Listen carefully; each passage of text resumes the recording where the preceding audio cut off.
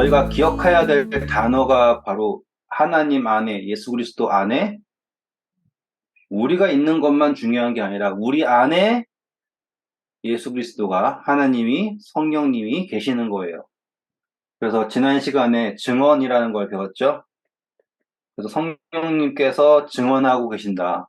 이게 매우 중요하고 또한 우리가 하나님의 증언, 다시 말해 증인으로서 복음을 전하게 되고 또한 우리를 통하여서 모든 피조물들이 하나님을 알게 된다. 이게 지난 시간의 핵심이었습니다.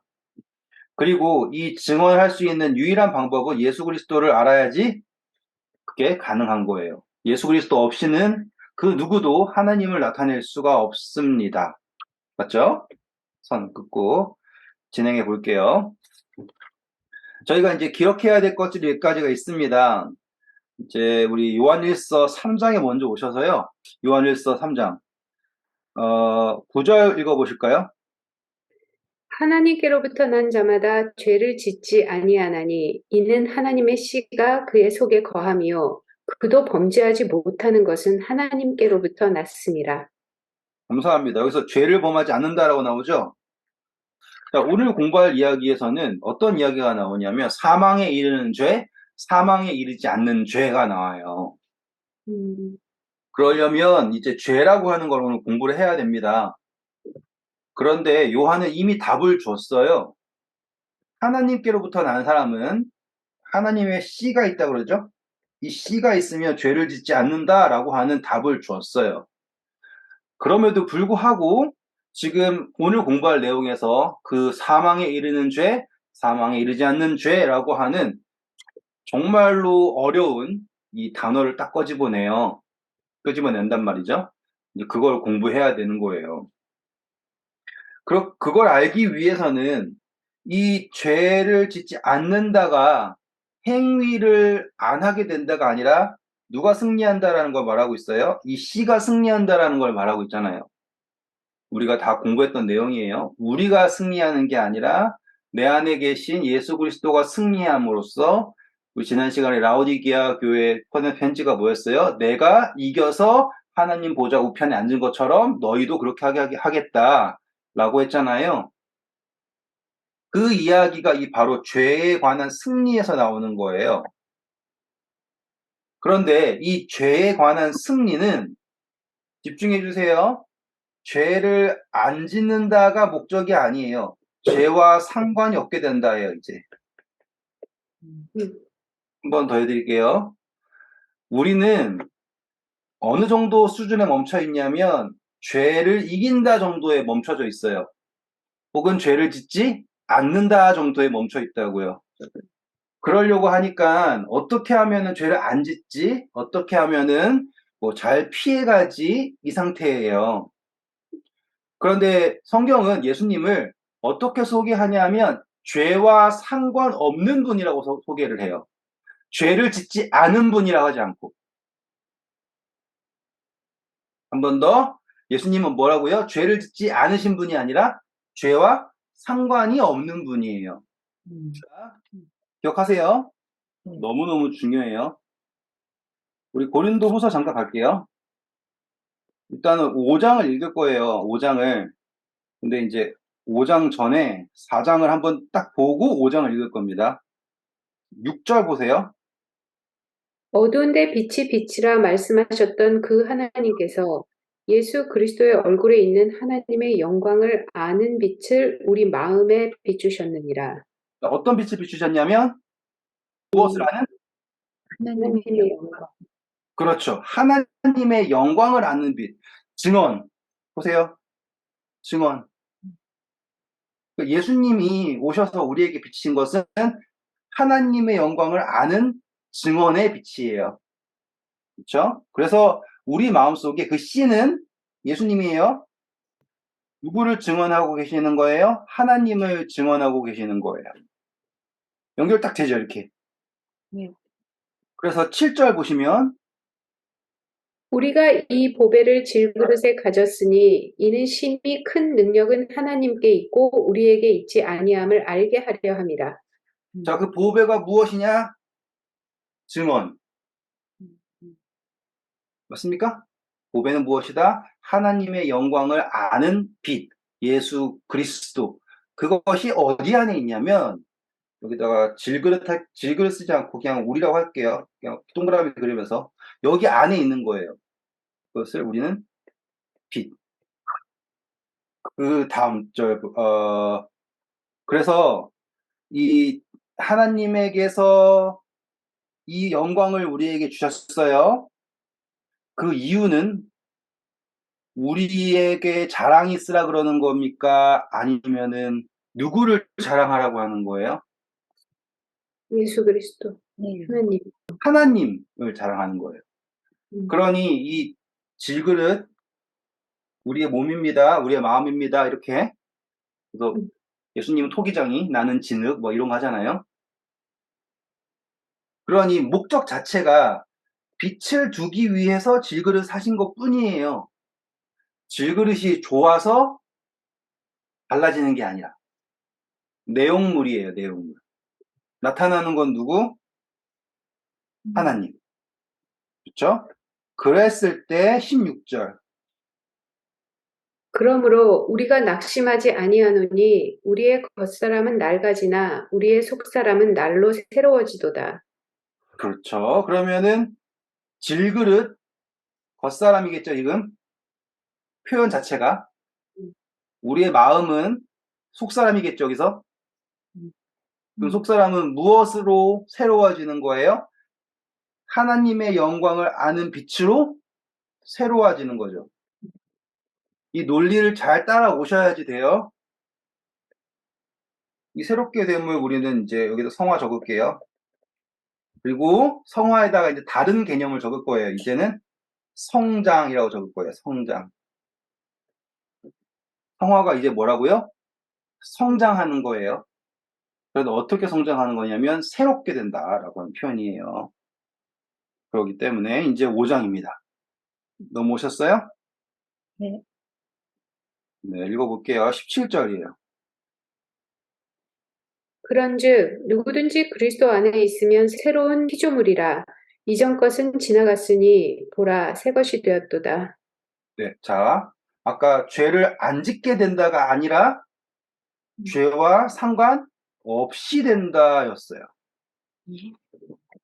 그러니 이 새롭게 된다라고 하는 피조물은 더 이상 흔적이 남아있는 질그릇이 아닌 거예요. 절대로 우리는 이 질그릇이 모양이 어떠하다, 질그릇이 변한다, 이 개념이 아니라 새롭게 된다, 새로운 피조물이다라고 하는 개념으로 가는 거예요. 그러니 더 이상 죄와 관계, 그러니까 죄를 안 짓는 게 아니야. 핵심은 뭐다? 죄와 상관이 없다가 핵심인 거예요. 그래서 예수님께서 어떻게 하시냐면, 다 읽어볼게요. 시간이 없지만 다 읽어볼게요. 18절부터 21절. 모든 것이 하나님께로 났으며 그가 그리스도로 말미암아 우리를 자기와 화목하게 하시고 또 우리에게 화목하게 하는 직분을 주셨으니 곧 하나님께서 그리스도 안에 계시사 세상을 자기와 화목하게 하시며 그들의 죄를 그들에게 돌리지 아니하시고 화목하게 하는 말씀을 우리에게 부탁하셨느니라. 그러므로 우리가 그리스도를 대신하여 사신이 되어 하나님이 우리를 통하여 너희를 권면하시는 것 같이 그리스도를 대신하여 간청하노니 너희는 하나님과 화목하라. 하나님이 죄를 알지도 못하신 이를 우리를 대신하여 죄로 삼으신 것은 우리로 하여금 그 안에서 하나님의 의가 되게 하려 하십니다. 네. 신기하게도 다 이해되시죠? 네. 네. 신기하게 다 이해되시죠? 왜냐하면 우리가 다 공부했었으니까. 하지만 요한일서의 개념으로 읽으니까는 더 잘 이해되시죠? 우리가 예수님을 대신하여서 한다는 표현 다 나왔고, 화목하게 된다라고, 관계라고 하는 것도 알게 되었고, 지금 우리 안에 주신 하나님의 영광을 아는 빛, 그 씨를 통하여서 우리 존재 자체가 누구의 의가 되는 거예요. 이 성화를 통하여서 하나님의 의가 되는 거예요. 의. 그러니 이 의가 죄와 관계가 있겠어요? 없겠어요? 네. 네. 그러니까 죄를 안 짓는 게 의가 아닌 거죠, 이제. 관계가 없어요. 의는 그 의 자체예요. 음, 이거를 구분 못하면 항상 사람들이 하늘나라를 걱정합니다. 음, 뭐, 나 같은 사람이 갈 수 있을까? 또, 그거면 다행이지만, 저런 인간이 갈 수 있을까를 고민한다고. 그러니까 새로운 피조물이라는 거를 기대를 못 해요. 음, 음, 음. 그냥 이렇게 고쳐가지고 가는 줄 알아요. 우리가 하늘나라를. 아니에요. 하늘나라는 새로운 피조물로 가는 거예요. 중요합니다. 그렇기 때문에 죄와 관계가 없어요. 그렇기 때문에 더 이상 우리는 죄를 지을까, 뭐 어떻게 될까, 그걸 고민할 이유조차 없어요. 여기까지 확실하죠? 왜냐? 이 우리의 존재가 이제 누구와 연결되어 있습니까? 하나님과 화목하죠. 그러면 우리가 존재가 누구와 일치되는 거예요? 존재의 일치가 하나님과 되는 거예요.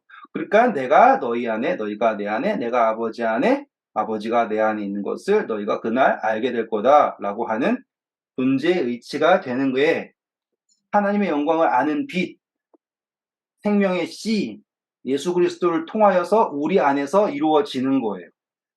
질그릇 안에서, 질그릇 안에서.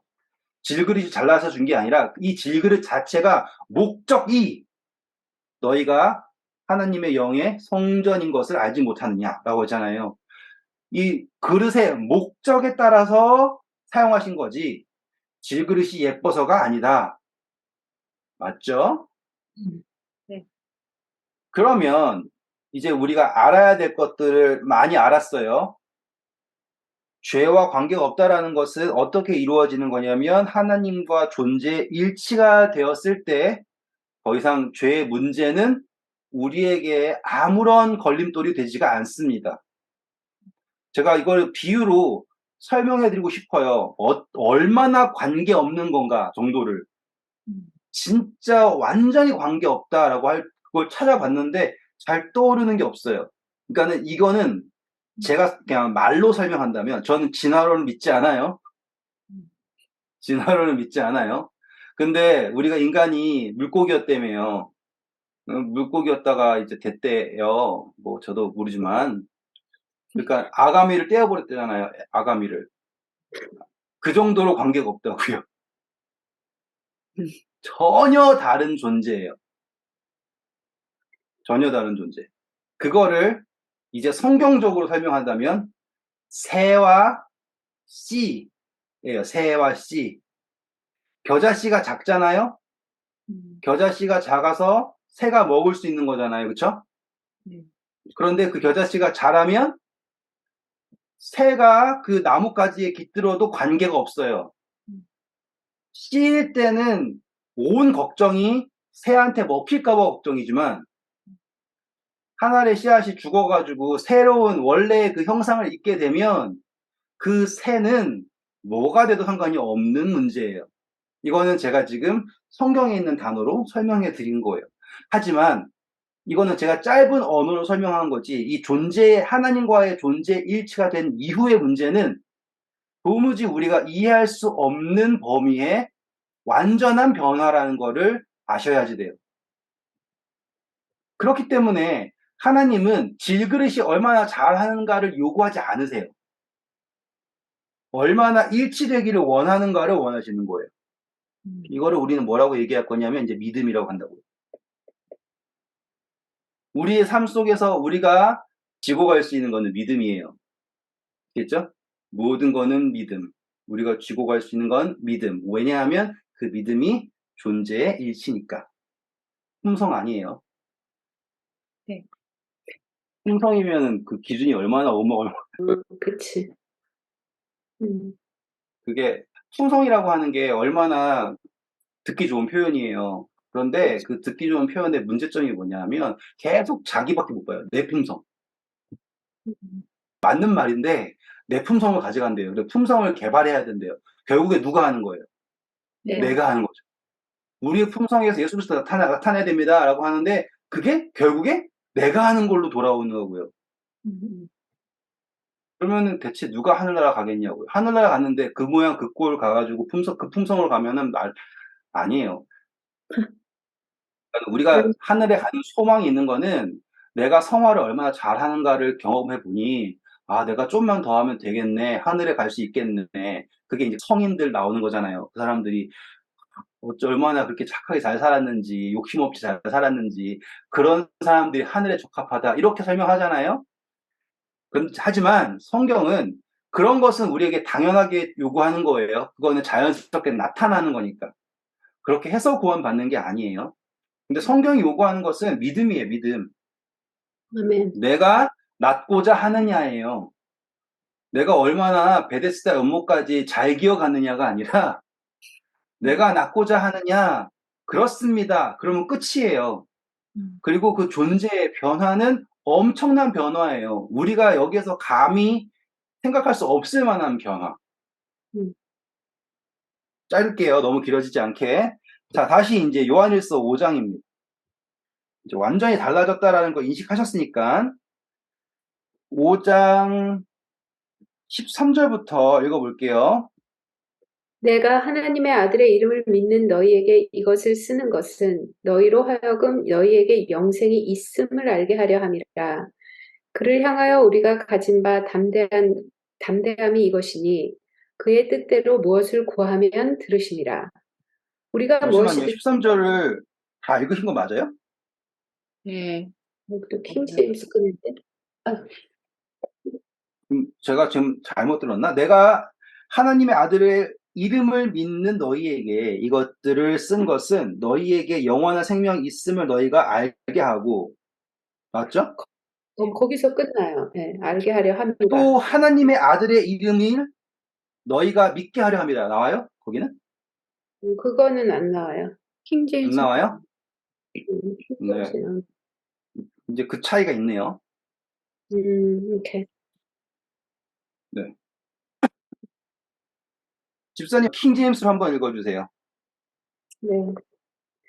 내가 하나님의 아들의 이름을 믿는 너희에게 이런 것들을 쓰면 너희에게 영생이 있음을 알게 하려 함이며 또한 너희가 하나님의 아들의 이름을 믿도록 하려 함이라. 네. 자, 이게 차이점이겠죠? 설명하기 전에 저희가 킹제임스 성경을 사용하는 이유는 진짜로 딱 한 가지 이유 때문이에요. 한글 번역이 현대인의 성경, 그리고 개역 개정, 그리고 킹제임스 이 정도밖에 우리에게 선택지가 없어요. 만약에 영어로 한다 그러면은 뭐 NET라든지 뭐 ESV라든지 다양한 성격 선택지가 있어요. 만약에 영어 버전 중에 찾잖아요. 그럼 킹제임스는 최고의 선택은 아니에요.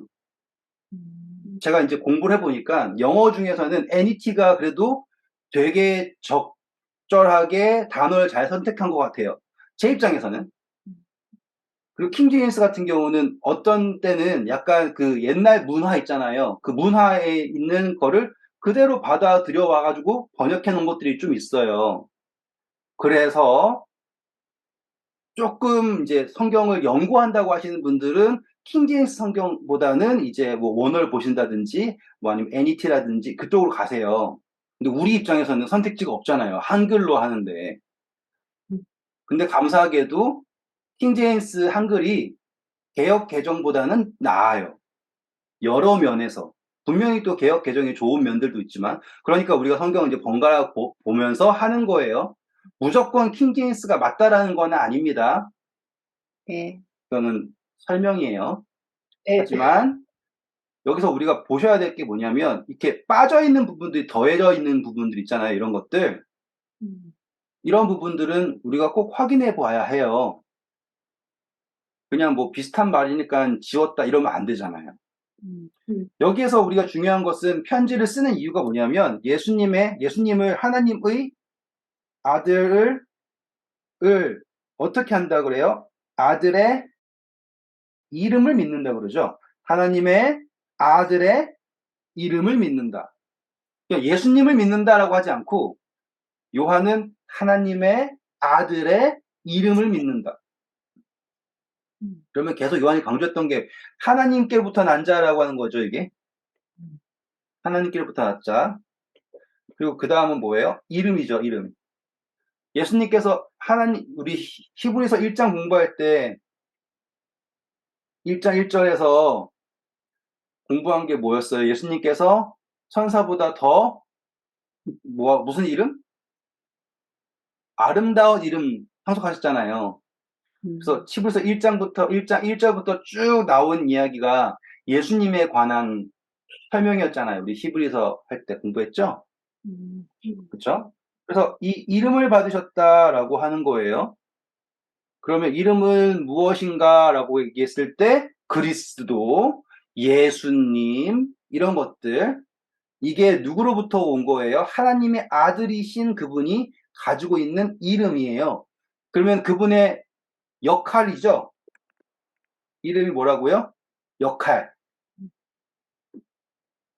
그래서 그것을 믿는 거예요. 예수님이 나의 구주시다라는 걸 믿는 거죠. 그래서 여기에서 뭐라고 얘기했습니까? 내가 하나님의 아들의 이름을 믿는 너희에게 이거 썼어요. 자, 그러면은 믿는 너희에게 썼다라고 하면은 예수님의 이름이 있으면 그 사람들에게는 무엇이 있어요? 이미 영생이 있다. 누구든지 저를 믿는 자마다 멸망치 않고 영생을 얻게 하려 하신다. 그거라 맞죠? 그리고 그 다음에 이어진 게 무엇이냐면 영원한 생명이 있음을 너희에게 알게 하고 또 똑같은 얘기하는 거예요. 하나님의 아들의 이름을 너희가 믿게 하려 한다라고 하는 거예요. 그러면 이 표현은 뭐냐? 되게 쉬운 표현이 된 거예요, 이제. 하나님의 아들의 이름을 믿음으로써 영생을 얻었습니다. 그런데 여기에 플러스 알파를 하지 않고 오히려 누구를 믿으라고요? 하나님의 아들의 이름을 믿어라 라고 하는 걸 말하고 있어요, 지금. 그래서 같은 이야기를 이렇게 하고 영생이 있고 하나님 예수님의 이름을 믿어라 라고 강조를 하는 겁니다. 자, 여기서 예수님의 이름을 믿어라 라고 강조한 이유가 무엇이냐면 우리 요한복음 14장 14절 기억나시죠? 내 이름으로 무엇이든지 구하면 내가 시행하겠다. 제가 제일 좋아하는 성경절. 진짜로 인도에서 선교할 때 이 성경절을 닳도록 썼어요. 외우기도 좋고. 이 요한 1서랑 그리고 요한 복음이랑 내용을 완전히 똑같이 하는 부분이 바로 요한복음 14장부터 나오는 17장까지의 기도랑 그리고 요한 1서가 내용을 완전히 같이 해요. 그러면 이 요한복음 14장부터 나오는 이 쭉 내용이 뭐냐면 예수님의 마지막 가르치심이에요. 마지막 가르치심. 그래서 그때 예수님이 너에게 새 계명을 주노니 너희가 서로 사랑하라 이렇게 다 하셨잖아요. 내가 너에게 성령을 줄 것이고 내가 너희에게 가르친 것을 다 깨닫게 하실 거고 그리고 너희가 내 이름으로 무엇인지 구하면 내가 시행할 것이고 하는 모든 약속이 다 어디에 있냐면 이 마지막 가르치심에 있단 말이에요. 그럼 요한 1서는 보시면 예수님의 마지막 가르치심을 조금 다른 언어로 다시 한 것뿐이에요. 새로운 게 없다고 볼 정도로. 하지만 여기에서 이제 14절로 가시면 요한이 이것을 어떠한 방향으로 설명하는지를 볼 수 있어요. 그를 향하여 우리가 가진 바 담대함이 이것이니 그의 뜻대로 무엇을 구하면 들으심이라. 우리가 네, 감사합니다. 이제 킹제임스랑은 확신이라고 표현하고요. 거기선 담대함이라고 했고요. 우리 14장 14절 요한복음 14장 14절 가서 다시 읽어볼까요? 내 이름으로 무엇이든지 내게 구하면 내가 행하리라. 네. 예수님께서 우리가 기도할 때 그분의 이름으로 구하라 그랬어요. 자, 우리 13절 비교해 볼게요. 13절. 너희가 내 이름으로 무엇을 구하든지 내가 행하리니 이는 아버지로 하여금 아들로 말미암아 영광을 받으시게 하려 함이라. 네, 멈춰주시고 그러면 14절에서는 내 이름으로 구하면 내가 한다라고 하셨고 13절에서는 내 이름으로 구하면 예수님께서 하시는데 목적이 나와요. 그게 뭐래요? 이미 영광을 어디 받으시. 안에서? 아들로 말미암아. 네. 예수님 안에서 영광 받게 하기 위해서, 이거 표현이 달라서 그렇구나. 킹제임스에 보시면, 너희가 내 이름으로 무엇을 구하든지 내가 그것을 행하리니 이것은 아버지께서 아들 안에서 영광을 받으시게 하려 함이라 라고 나와요. 제가 지금 감기 때문에 말을 헷갈리게 해서 죄송해요. 순서가 13절에서 말한 강조점은 뭐냐면 예수님으로 말미암아보다 문맥에서 맞는 게 뭐냐면 예수님 안에서예요. 예수님 그리스도 안에서. 왜냐하면 여기 14장부터 전체 내용이 내가 너희 안에 너희가 내 안에 내가 아버지 안에 그 내용이란 말이에요. 그럼 기도라고 하는 게 우리가 약속받은 것이 예수 그리스도의 이름으로 구하면 하나님께서 영광을 받으셔요. 누구 안에서? 예수 그리스도 안에서. 맞죠? 그런데 예수 그리스도 안에서 영광 받으시는 분은 이제 하나님. 하나님의 영광. 이 예수 그리스도 안. 기억하세요? 제가 좀 이따가 동그라미로 또 그릴 거예요. 근데 말로 설명해야 되기 때문에 그런 거예요. 근데 이 영광이 나타나는 게 예수님이 우와 해서 나타나는 거예요? 아니면 우리가 구해야 돼요? 구해야 돼요. 우리가 구해야 돼요. 신기하죠? 음, 하나님의 영광이 나타나는데 어떻게 나타날 것이냐면 예수 그리스도 안에서 나타나요. 언제 나타나냐면 우리가 예수님의 이름으로 구하면 나타난대요. 무엇이 나타난다고요? 영광이 나타난다고요. 그럼 다시 우리 고린도 후서 가셔서 다시 한번 볼 거예요. 자, 5장 21절 뭐라고 했어요? 하나님이 죄를 알지도 못하신 이를 우리를 대신하여 죄로 삼으신 것은 우리로 하여금 그 안에서 하나님의 의가 되게 하려 하심이라. 네. 그러면은 우리가 누구 안에서 의가 되는 거예요?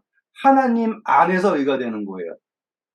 그런데 여기 있으면 기도는 어때요? 우리가 구할 때 하나님이 예수 그리스도 안에서 영광 받으시게 돼요. 자, 해볼게요. 이거는 나예요, 나. 내가 예수님의 이름으로 기도한다라는 거는 예수님을 이렇게 나 안으로 들어오는 거죠, 지금.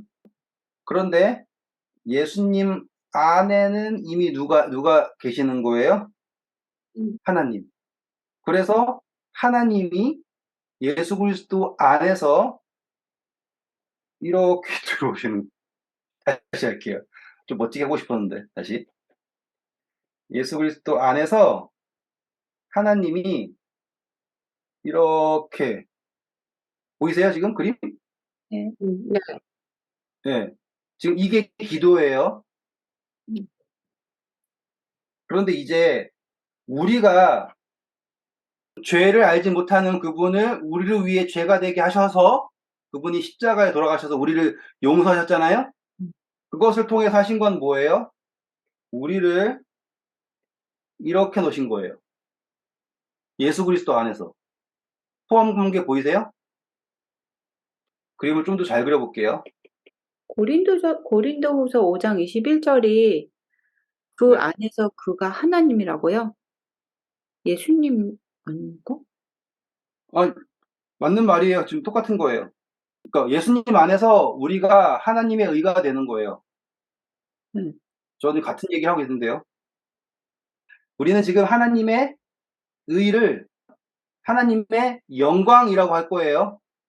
똑같은 말이잖아요. 네. 근데 하나님의 영광의 광채, 본체가 누구세요? 예수님이잖아요. 하나님의 의도 누구세요? 예수님이에요. 우리는 그걸 다 알고 있잖아요. 근데 저는 지금 그거를 기도로 연결시키려고 하는 거예요. 기도로 연결시키려고.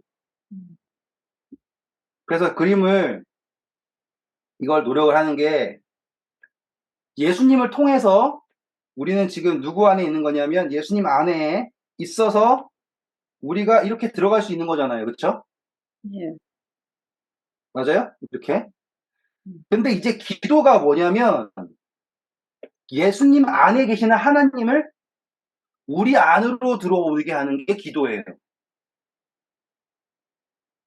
달라졌죠? 기도라고 하는 게 내 이름으로 구하면 요한복음 14장 13절에 나온 것처럼 예수 그리스도 안에서 하나님의 영광이 나타나게 하는 거잖아요. 이렇게 되는 거예요. 맞죠? 그러면 근데 저 질문 난 지금 있어요, 선교사님. 네, 하세요. 그 중간에 해서 좀 미안한데, 우리로 하여금 그 안에서 하나님의 의가 되게 하려 그러면은 꼭 죄를 알지도 못하신 이를 우리를 대신하여 죄로 삼으셔야 되는 거죠. 그래야 우리 안에 들어오실 수 있는 거라서 그래요? 그거는 요거를 끝내고 거기까지 해드릴게요. 요걸 네. 끝내고 네. 다시 해볼게요. 그러면 기도라고 하는 거를 우리는 이해하려고 하는 거예요. 기도라고 하는 걸. 기도라고 하는 걸 왜 이해해야 되냐면 예수님이 조건을 하신 게 내 이름으로 구하면 하시겠대요. 음, 그러면은 우리가 마음껏 하면 되죠. 뭐 로또 되게 해주세요도 할 수 있고 뭐 다른 거 여러 가지 할 수 있잖아요. 그런데 이 기도가 어떻게 되는 거냐? 요한복음 14장 13절 보니 내 이름으로 구하면 내가 할 건데 그러면 누구의 영광이 나타나는 거냐면 하나님의 영광이 나타나는 거예요. 어디에서 나타나냐면 우리 안에서 나타나는 거예요. 왜냐하면 우리가 기도함으로써 하나님을 예수 그리스도 안에 있는 그분을 이렇게 해서 나타내는 거라고요. 맞죠? 네. 네. 틀린 거 없어요? 그런데 여기에다 우리 이제 뜻을 넣을 거라고요. 뜻. 음. 하나님의 영광이 나타난다는 것은 그분의 뜻이 성취된다는 뜻이에요. 음. 그쵸? 그럼 그분의 뜻이 우리가 기도를 할 때 누구 안에서 나타나는 거예요? 우리 안에서 나타나는 거예요. 음. 맞아요? 그렇게 되면서 우리가 그분의 영광이 되는 거예요. 맞아요? 네. 그게 기도예요. 성립되셨죠? 음. 고린도 후서에서는 예수님이 우리를 위해 돌아가셔가지고 죄를 알지 못하는 부분을 죄되게 하셔가지고 우리가 하나님의 의가 되었다라고 한단 말이에요. 음, 그냥 예수님이 죽어서 우리가 의가 된 게 아니라 그 의가 되는 성취가 이제 그분의 죽으심으로 우리가 거듭나서 기도했을 때 비로소 그분의 뜻이 우리 안에서 하늘 아버지의 뜻이 하늘에서 이룬 것 같이 내 안 땅에서도 이루어지리이다. 나라에 임하옵시며 라고 하는 게 영광이 드러나는 게 무엇을 통해 되냐면 기도를 통해 된다 이 말이에요. 지금 설명됐죠? 네. 그러니 기도라고 하는 거를 다르게 할 수가 없는 거예요. 기도라고 하는 게 주문이 될 수도 없는 거고 기도라고 하는 거는 무조건 예수 그리스도의 이름밖에는 될 수가 없다라는 거예요. 이것도 이해하셨어요? 네. 우리가 새해 복 많이 받으세요. 부자 되세요라고 하는 좋은 말이 기도가 아니라 예수 그리스도의 이름을 구하는 것이 기도라고 되는 거예요, 이제. 그리고 그 예수 그리스도의 이름을 구한다라는 게 요한일서 다시 오셔서 너희가 하나님의 아들의 이름을 믿게 하려 한다라고 하는 거예요. 이름으로 구한다, 이름을 믿게 한다.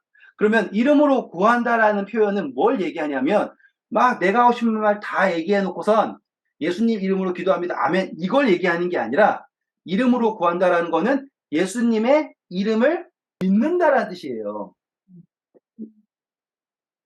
맞죠? 그걸 알고서 기도한다 아니라 예수님을 믿고서 구하는 거예요. 그래서 너희가 내 이름으로 구하면, 다시 말하면 나를 믿고서 구하면 내가 할 것이고 그때 하나님의 뜻이 너희 안에서 이루어져서 하나님께서 영광을 받으실 것이다. 그러면 우리가 기도하지 않으면 하나님의 영광이 일어날 수 없겠죠? 네. 연결되셨죠? 다시 요한일서 오셔서 14절이에요, 이제. 그를 향하여 우리가 가진 바 담대함이 이것이니 그의 뜻대로 무엇을 구하면 들으심이라. 근데 여기서 뭐라고 나와요? 이름을 하는 게 아니라 그의 뜻이라고 하잖아요.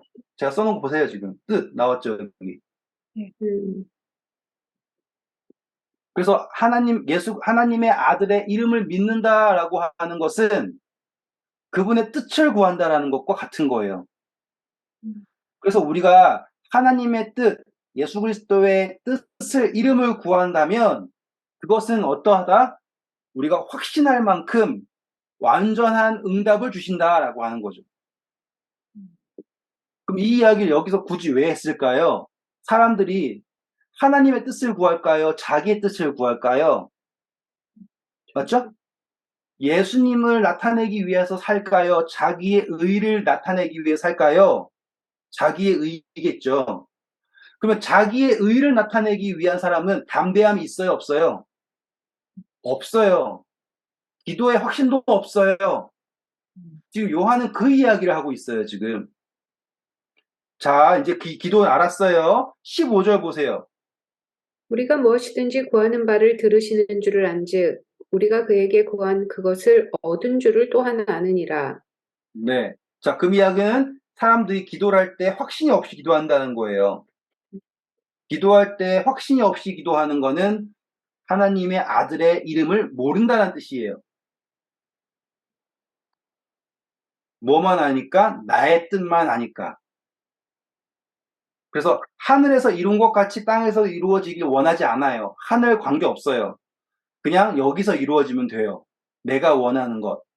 근데 요한은 그게 아니다라고 얘기하겠죠. 잘 보세요. 이제 기도라고 나왔습니다. 여기. 넘어갈게요. 16절입니다. 이제 이해할 수 있어요. 드디어 16절. 누구든지 형제가 사망에 이르지 아니하는 죄 범하는 것을 보거든 구하라. 그리하면 사망에 이르지 아니하는 범죄자들을 위하여 그에게 생명을 주시리라. 저 사망에 뭐라고 얘기해요? 감사합니다. 사망에 이르는 죄. 사망에 이르지 않는 죄.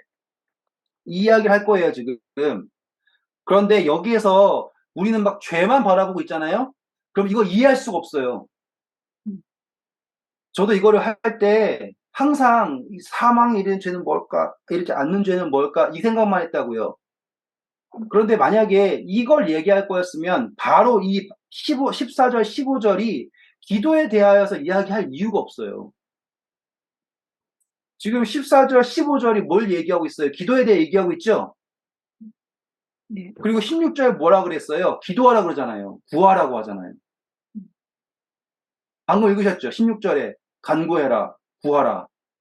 그러면은 지금 앞서 나온 기도의 내용과 바로 16절에 나와 있는 기도의 내용이 같은 목적 아래에 있다라는 거잖아요. 지금 같은 주제 아래에. 음. 그러면은 이 사망에 이르는 죄가 뭔지, 사망에 이르지 않는 죄가 뭔지가 지금 문제가 아니라 문제는 뭐냐면 기도하라는 거예요. 기도. 핵심은 뭐라고요? 기도라고요. 다시 한번 읽어볼게요. 그러면 16절. 누구든지 형제가 사망에 이르지 아니하는 죄 범하는 것을 보거든 구하라. 그리하면 사망에 이르지 아니하는 범죄자들을 위하여 그에게 생명을 주시리라. 멈춰 주실게요.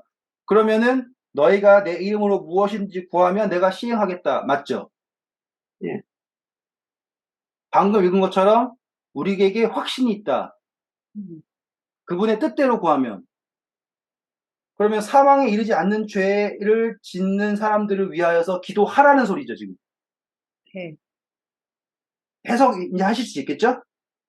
음. 사망에 이르지 않는 죄를 짓고 있는 사람들을 정죄하고 미워하라는 거예요? 아니면 그들을 사랑하고 기도해야 하는 게 맞다라고 얘기하는 거예요? 기도하라는 거. 그렇죠. 지금 요한일서에서 형제를 미워하지 말라고, 형제를 사랑하라고 계속 강조했잖아요, 지금. 근데 사람들은 형제를 미워하고 분열이 있고 적그리스도가 생기고 그 이야기가 왜 생겼어요? 적그리스도가 뭐였어요? 예수 그리스도 이외에 플러스 알파. 그게 뭐였어요? 행위라고 하는 거. 그래서 나는 의롭고 너는 죄인이고 라고 하는 관점으로서 막 덤볐단 말이에요. 그럼 그 사람들이 죄인이죠. 네. 내가 여기다 적을게요. 그 사람들이 죄인이라고 생각을 하는 거예요. 그래서 정죄하고 나는 의인이고 너는 아니니까 판이 갈라지는 거잖아요. 표가. 그래서 너는 더 이상 희망이 없고 막 이렇게 한단 말이에요. 근데 요한이 얘기하는 게 그래 좋아. 죄라는 게 있는데 예수님께서는 우리를 위해서 돌아가셨죠.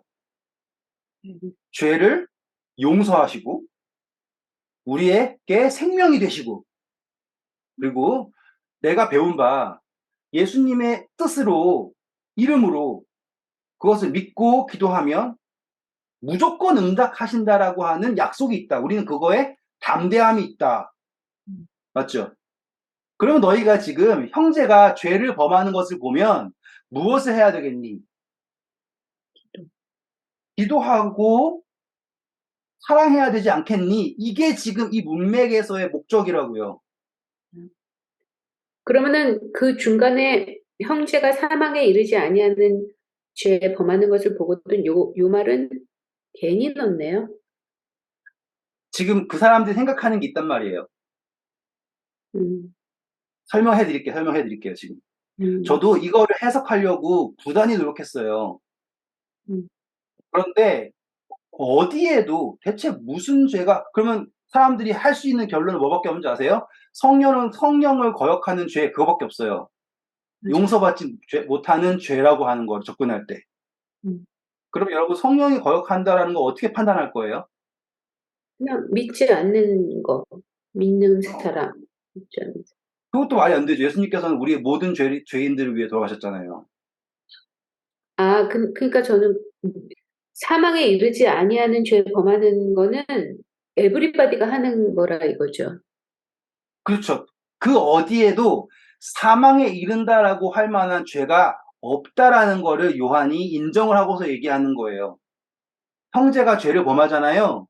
그러면은 정죄하고 미워하기 전에 하나님의 뜻으로 기도하면 응답받는 것처럼 기도해라. 그러면 용서받고 그 사망에 이르지 않는 죄를 범한 사람은 어디로 꼴지어질 거냐? 생명으로 꼴지어질 것이다. 그게 전제예요. 그게 시작이에요, 지금. 맞아요. 맞죠? 그리고 요한이 얘기하는 게 보세요. 자, 이르지 않는 죄가 생명을 그에게 주시리라. 맞죠? 응답하신 거죠, 지금. 생명을 주신대잖아요. 왜냐하면 그 사망에 이르지 않는 죄를 범한 사람을 위하여서 기도하는 게 누구의 뜻이니까? 하나님의 예수님의 뜻. 뜻이니까. 맞죠? 그러면 내가 지금 형제가 죄를 범한다고 해서 정죄하고 기도하지 않는다라는 것은 내가 하나님의 이름을 믿는 거예요, 안 믿는 거예요? 안 믿는 거예요, 안 믿는 거.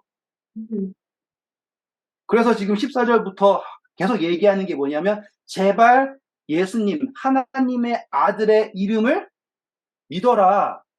그리고 너에게는 이미 무엇이 있다? 영생이 있다. 더 널 꾸며야 될 이유가 없다.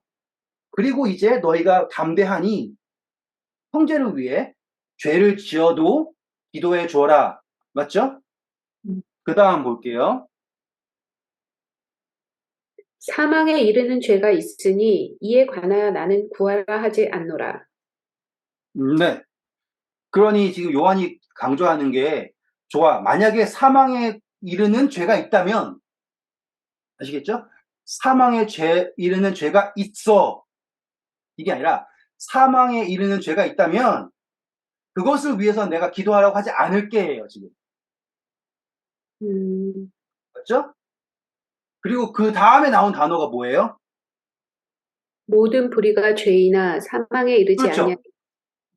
그러니까 모든 불의는 죄라는 거예요, 지금.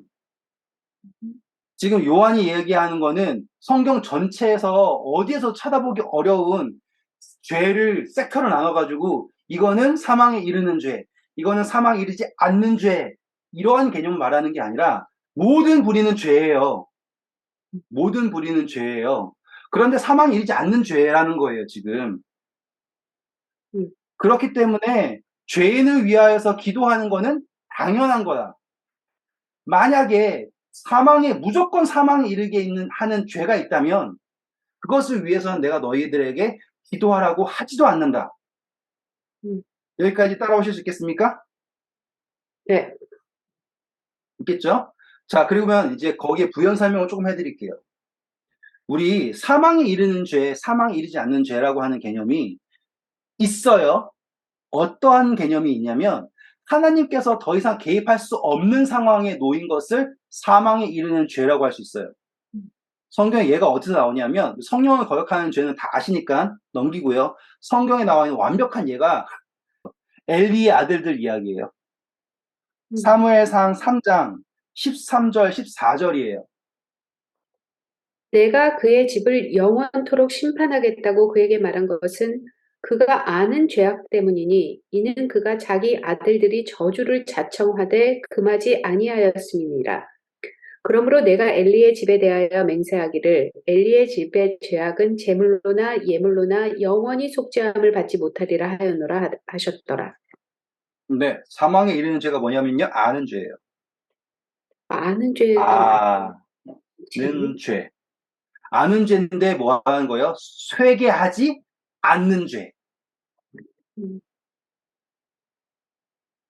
그래서 성경에서 속죄를 영원히 받지 못한다라고 하는 죄는 이 엘리의 아들들의 죄라고 기록이 되어 있어요. 그래서 사무엘이 엘리의 아들들을 위하여 기도할 수도 없었어요. 음, 자, 그러면 이제 정리가 될 수 있겠죠? 사망에 이르지 않는 죄라고 하는 거는 우리는 모든 죄라고 할 수 있어요, 이제. 사망에 이르는 죄라고 하는 거는 우리는 이제 아는 죄라고 정리했어요. 그것은 뭐냐면 목이 곧은 백성이다라고 했죠. 회개하지 않는 자들이에요. 회개하지 않는 사람들의 특징은 뭐예요? 자기가 옳다라고 주장하는 거예요. 그렇죠? 요한일서에서 하나님을 거짓말쟁이로 만든 사람들이 뭐였어요? 죄 없다라고 주장하는 사람들이었죠. 음, 그러니 지금 이 형제들을 이 사망에 이르지 않는 죄를 범하는 것을 보면은 위하여서 기도하라. 왜냐하면 그 사람들은 죄를 깨닫고 돌아올 수 있다예요. 근데 사망에 이르는 죄라고 하는 하나님을 거짓말쟁이로 만드는 죄, 자신이 죄 없다라고 생각하는 사람들은 그 아는 죄 때문에 기도를 해도 중보를 해도 응답을 받을 수가 없다라는 거예요. 그러면은 요한의 의도를 아시겠죠? 음, 중요해요. 이거 가지고서는 별의별 해석이 많아요. 뭐가 그래서 막 어떤 분들은 동성애자는 안 된다. 뭐 어떤 분들은 뭐는 안 된다. 별의별 신기한 이야기를 다 하세요. 그런 게 아니에요. 우리는 모든 죄인들, 예수님께서는 모든 죄인을 위해 기도하시잖아요. 그렇죠? 우리도 다 기도해야 돼요. 그리고 우리가 기도할 때 담대한 것은 우리가 하나님의 뜻, 예수 그리스도의 이름으로 기도하기 때문에 그것이 응답을 받을 것이라는 확신을 가지고 기도를 할 수 있게 돼요. 모든 불의는 죄예요. 저 사람이 나보다 더한 죄인이 아니라고요. 우리는 다 죄인이에요. 중요한 것은 내가 예수 그리스도의 이름을 믿기 때문에 우리에게 이미 영생이 있어요. 그러니 그것에 대해서 불안해하면서 내가 쟤보다 더 좀 나아야 돼 라고선 싸울 이유가 없어요. 우리는 담대하게 기도하는 사람이 되어야 해요. 그래서 형제 중에 좀 부족해 보이는 사람 있다면 기도하세요. 그게 응답 받을 거예요. 그런데 누군가가 사망에 이르는 죄라고 막 이렇게 덤비고 한다면 싸울 필요가 없어요. 중요한 건 자기가 죄 없다라고만 얘기 안 하면 돼요. 죄 없다라고 얘기하는 사람을 위해서는 미안하지만 기도할 이유가 없네요. 왜냐하면 그 사람은 중보자가 필요 없잖아요. 이 뉘앙스예요. 너네들이 빨리 사망에 이르는 죄가 뭔지, 사망에 이르지 않는 죄가 뭔지 빨리 찾아봐라. 이 뉘앙스가 아니라 형제를 위해서 시비 털지 말고 기도해라. 사랑해라. 그 이야기예요. 자, 다시 한번 16절부터 읽어볼게요. 어떻게 이해하셨으면은 그대로 읽혀질 거예요. 누구든지 형제가 사망에 이르지 아니하는 죄에 범하는 것을 보거든 구하라. 그리하면 사망에 이르지 아니하는 범죄자들을 위하여 그에게 생명을 주시리라. 사망에 이르는 죄가 있으니 이에 관하여는 나는 구하라 하지 않노라. 모든 불의가 죄로 돼 사망에 이르지 아니하는 죄도 있도다. 하나님께로부터 난 자는 다 범죄하지 아니하는 줄을 우리가 아노라. 하나님께로부터 나신 자가 그를 지키심에 악한 자가 그를 만지지도 못하느니라. 또 네, 자, 죄를 범하지 않는다. 죄가 없다. 요한일서 초반부에 사람들이 자기가 죄가 없다라고 주장하는 사람들이었잖아요. 근데 그들은 내가 행위를 잘 해가지고 죄가 없다였죠. 네. 근데 요한은 얘기하는 게 죄가 없는 이유는 하나님께서 지키시기 때문이다. 다르다라는 거죠. 그러니 제발 사망에 이르는 죄만 안 지으면 돼. 이런 식으로 해석하지 마시고, 네? 사망에 이르지 않는 죄 정도는 지어도 되는데, 죄도 골라가면서 져야지. 야, 넌 그 죄 졌다고? 너는 끝났네. 이런 식으로 하면 안 된다고요. 요한은 절대로 그런 의도로 쓴 게 아니에요. 우리가 죄를 짓지 않는 것은 그분이 지키시기 때문이지. 우리는 왜? 생명의 하나님의 씨가 있으므로 이제는 더 이상 우리는 죄와 상관이 없어져 버린 거예요. 그리고 더 이상 죄가 다시 우리를 오염시킬 수도 없고 지키시니까. 그 다음입니다.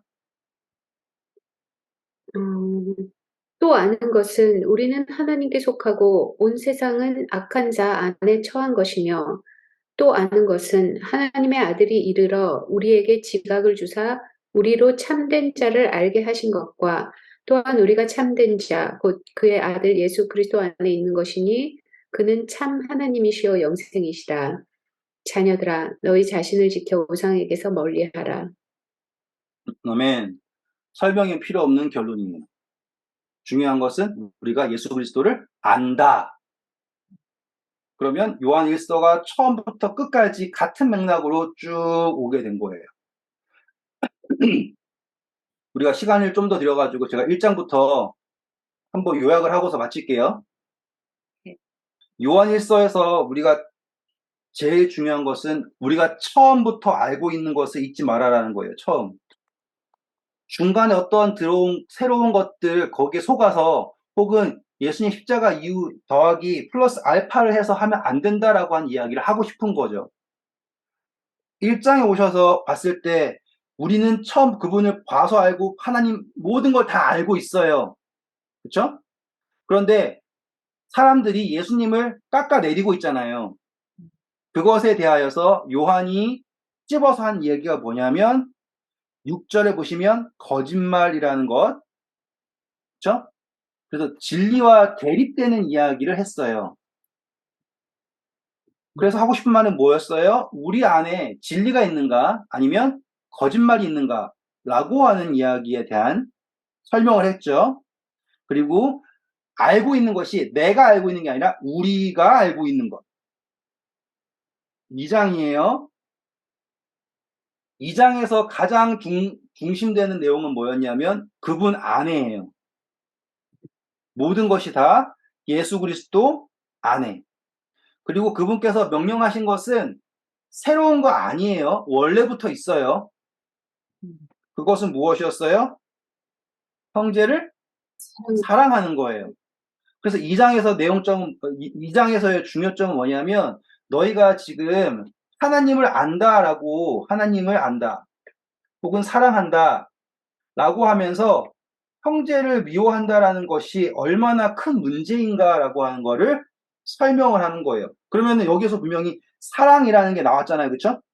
그러면 이 형제 사랑에 관한 설명을 하는 이유는 뭐냐면 거기에 무엇이 있으니까 분쟁과 미움이 있기 때문이겠죠.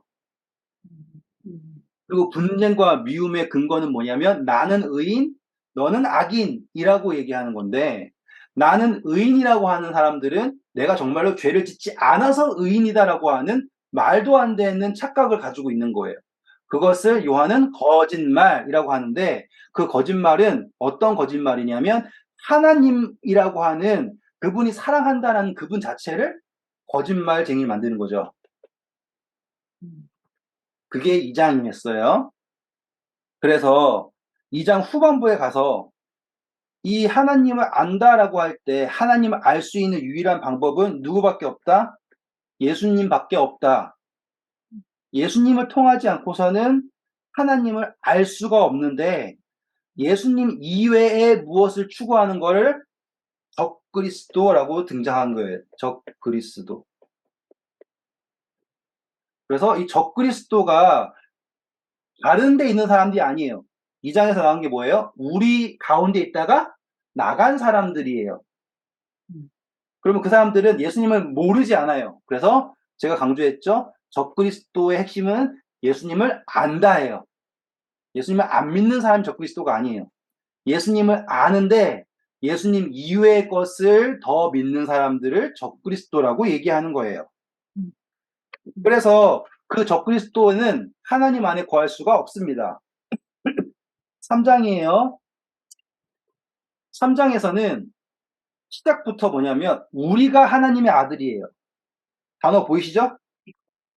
이걸 이야기하는 건 뭐예요? 예수님이 하나님의 아들이시잖아요. 그런데 예수님을 통하여 우리가 하나님의 아들이 될 수 있게 되었다라고 얘기하면서 하나님의 아들을 믿는 사람은 또한 형제를 믿는다라고 하는 개념을 연결시킬 거예요. 그리고 이 하나님의 아들이 된다라고 하는 것 핵심은 뭐냐면 그분의 생명, 씨라고 하는 거죠. 씨. 그래서 9절이겠죠. 누구든지 하나님에게 태어난 자는 죄를 범하지 않는다. 왜냐하면 그분의 씨가 있다라고 얘기하는 거예요. 그래서 지금 요한은 죄라고 하는 행위로서 의인, 악인 이걸 개념으로 하는 게 아니라 우리가 하나님의 아들이 되면은 그분의 씨가 있기 때문에 그 씨가 우리를 죄와 관계없이 될 거다라고 하는 거를 설명해 나가는 이 도약판이 바로 요한일서 3장입니다. 그리고 우리에게 남은 것은 죄를 안 지으려고 걱정하는 게 아니라 후반부에 뭐였어요? 사랑하려고 형제를 그러니까 죄를 안 지으려고 손발 묶는 게 목적이 아닌 사랑하는 거예요. 그래서 그분의 명령은 23절 서로 사랑하는 것이다. 그래서 사랑하면 우리 안에 있는 성령이 증언해서 우리가 하나님의 안에 있다는 것을 깨닫게 된다라고 하는 거였고요. 4장에 오셨을 때 이제 진리의 영과 거짓의 영을 어떻게 구분하는가? 영을 구분하는 것라고 했을 때 우리가 어떠한 반응을 보이는가로 구분하는 거였죠. 그때 예수님이 육체로 오셨다라는 것을 시인하면 진리의 영이다라고 하는 거를 예수님이 크리스마스 오셨어 이 정도를 말하는 게 아니에요. 그분이 나에게 그리스도이시다라는 것을 인정하는 거예요. 그래서 그분의 이름을 믿는 것, 우리 방금 공부했던 것, 그것을 인정하는 것, 예수님 플러스 알파를 믿는 것은 거짓의 영이고 예수님만을 믿는 것을 진리의 영이다라고 했고요. 그렇기 때문에 우리가 그것을 판단했을 때 서로가 사랑하게 되는데 그 사랑한다라는 거는요. 내가 사랑했어가 아니라 사랑을 알게 하는 게 중요하다라고 공부했어요. 예수님이 하늘나라 어디에서 내가 너 사랑해 라고 말씀하지 않으시고 우리를 그분의 사랑을 알게 하기 위하여서 자기의 생명을 주셨잖아요. 그렇게 형제 사랑이라는 것은 알게 하는 거예요. 그래서 12절에 그분의 사랑이 우리 안에서 완전하게 되기를 원하시는 겁니다. 그러면 16절에 나온 것처럼 하나님 안에 거하게 되는 거예요. 또 하나님도 우리 안에 거하시게 되는 거고요. 중요한 것은 사랑한다라는 거는 내가 하는 게 아니에요. 사랑하지 못하는 거는 내가 사랑을 아끼고 있는 게 아니었죠. 사랑 자체가 없기 때문에 못하는 거예요. 그래서 하나님은 사랑이 없는 우리에게 억지로 사랑하라고 하지 않으세요. 그래서 우리는 먼저 사랑을 받아야 됩니다. 라고 했던 게 4장이었습니다. 그래서 우리가 사랑을 받게 되면 두려움이 없어요. 우리가 두려운 거는 사랑이 없기 때문에 두려운 거예요. 5장에 왔을 때 우리가 하나님의 계명을 지키는 것이 무엇인가 라고 했잖아요. 그 계명은 사랑하는 거였죠. 그리고 그 사랑한다라는 것은 어떻게 설명이 될 것인가? 라고 쭉 하다가 예수님에 대하여서 이제 증언이라고 하는 개념을 들고 왔어요. 그래서 예수님은 물뿐만 아니라 물과 피로 오셨다라고 했을 때 사람들은 예수님은 그냥 뭐 물 이 정도? 그런데 피라고 하는 게 생명 또 속죄였잖아요. 그래서 예수님께서 그 모든 것을 이루시는 거예요. 의는 그 피로 이루어지는 거고 하늘에서 증언하는 세 분, 아버지, 아들, 성령, 땅에서도 물, 피, 성령 그 모든 것이 우리를 하나님의 아들이다라고 자녀다라고 하는 것으로 증언한다라고 하는 골자였어요. 그래서 이 증언을 통하여서 우리에게 생명이 있다라는 게 나타나는 것이고 이것을 영생이라고 했죠. 그리고 이 영생은 우리가 오늘 공부한 거에 이제 하나님의 아들을 믿는다라면 우리에게 이미 영생이 있다.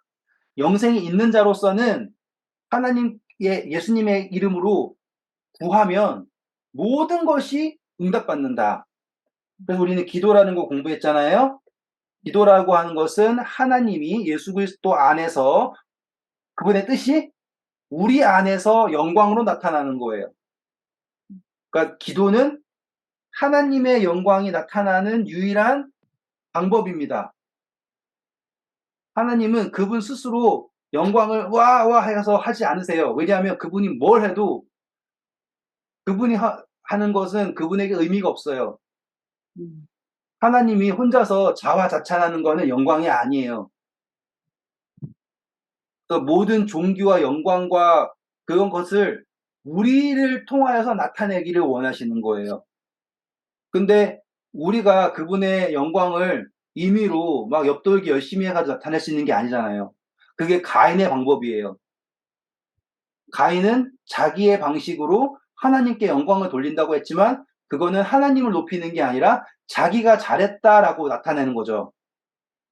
아벨의 제사가 바로 그 양을 잡아서 예수 그리스도를 통하여서 그렇죠. 그래서 기도라고 하는 것은 하나님의 뜻을 나타내는 거예요. 하늘에서 이룬 것 같이 땅에서도 이루어지길 원한다라는 거죠.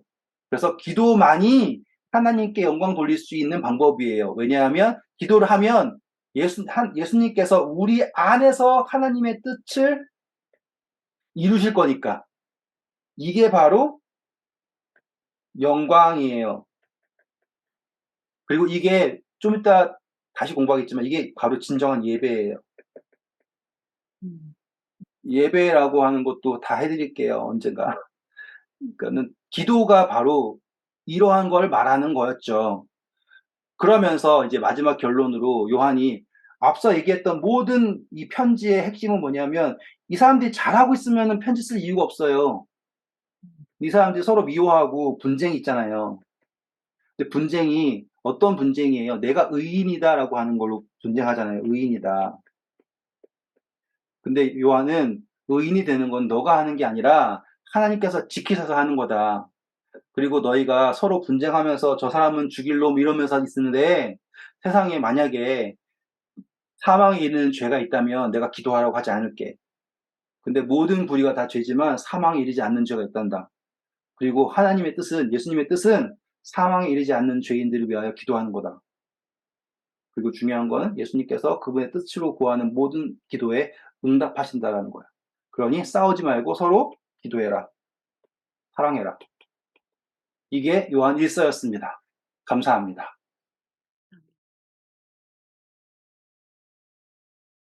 집사님 질문할게요. 예수님이 죄와 관계 없는데 우리 가운데 오셔서 라고 했잖아요. 죄를 생명 넣으시면 돼요. 생명. 그 생명 없는 상태 우리가 그래서 생명을 주러 오신 거다. 그러니까 나쁜 짓 하지 않으셔서 오셨다가 아니라 그러니까 죽음과 관계, 그러니까 생명 없음이 죄지 않습니까? 생명 없음과 관계 없는 생명이신 그분이 우리에게 오셔서 우리에게 생명을 주시잖아요. 그것이 하나님의 의가 되는 거예요.